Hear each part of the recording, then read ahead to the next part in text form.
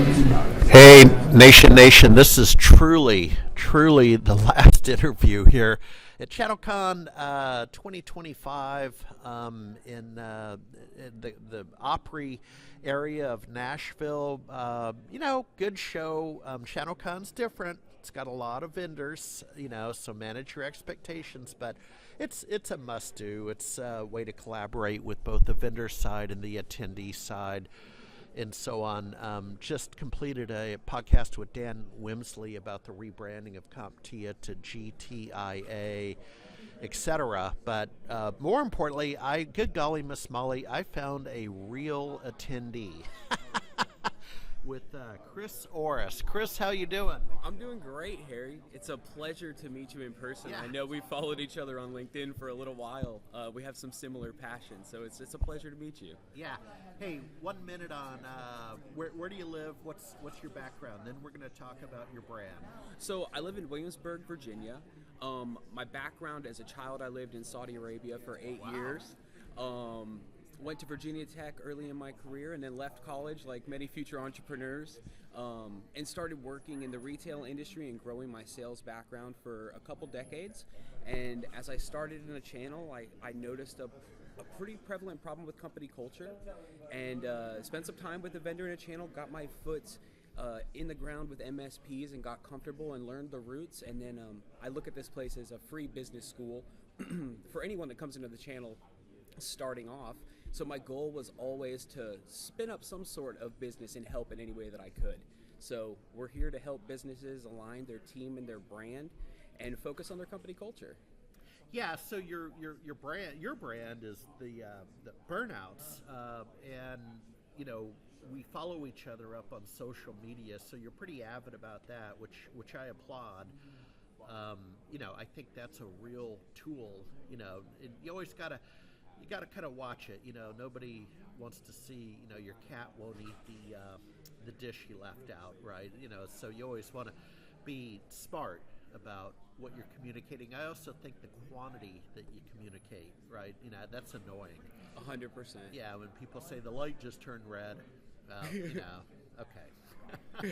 It's like, I think social media is very important and with intention.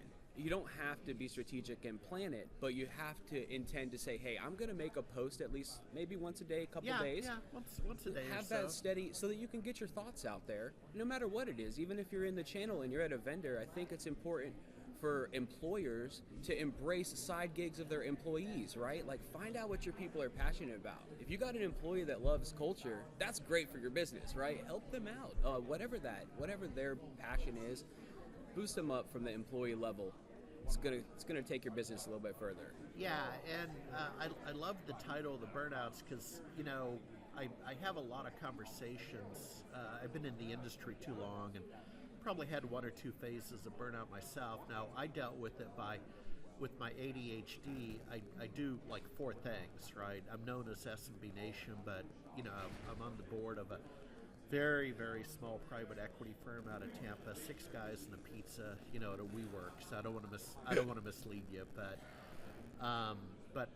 that's what I do, right? I'm always doing 3 or 4 things, and I can definitely sympathize with that. yeah, and that helped me. We're not here about me, and then I've seen it with my brethren, right? That, oh my God, another tech conference. What's the premise? What's the idea behind the Burnouts brand? And you kind of were going there. Yeah, absolutely. But I'm happy that you asked, because I think you'll understand this, that the word burnout has a few different definitions. So we've got, of course, the burnout of our emotions, but there's also burnout as a noun, calling someone a burnout, whether they're, maybe a pot smoker or something like that. Yeah, right? That's a Seattle phrase. Exactly. So I think that truly the mission of Burnouts is to kind of flip the script on that term. I think, if there's employees that are struggling and they kind of bounce around to different vendors, they can look at us as that place to kind of help where they can, and maybe even come join us one day where, sometimes talent just isn't recognized in the right way, or you need to find your people. And I think that's where the big long-term vision for Burnouts is, to just completely redefine that term and start to change the way that businesses actually invest in the culture and Burnout can happen to everyone. I've talked to a lot of people that have given me the stories of where it pops up.